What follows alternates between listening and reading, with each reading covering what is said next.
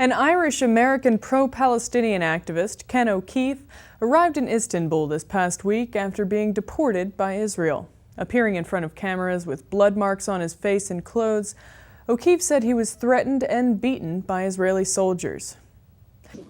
The Israelis attacked me in Ben Gurion Airport yesterday and attacked me again last night in the detention center in Tel Aviv at the airport.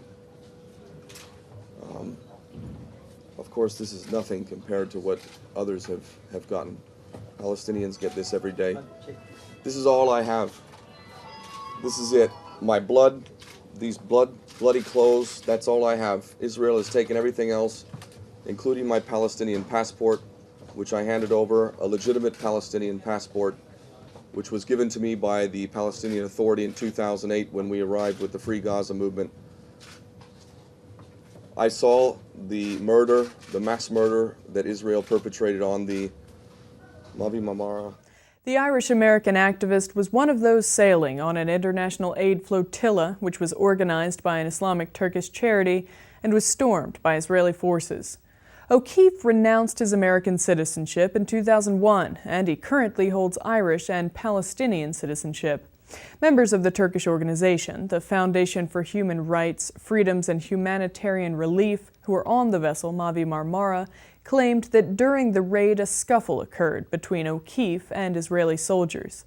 The charity said that O'Keefe, who is a former soldier himself, seized weapons from 2 Israeli commandos and threw them into the sea.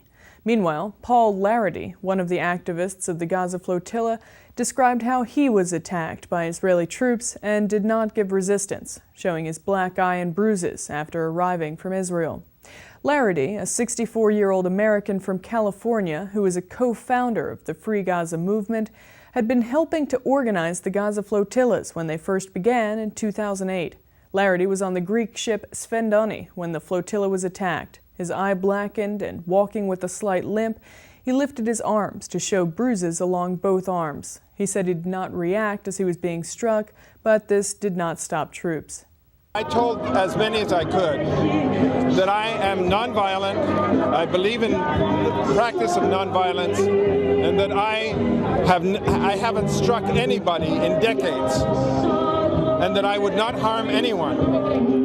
But that I also would not cooperate with an illegal action. And I don't cooperate with kidnappers who take us from the high seas in international waters.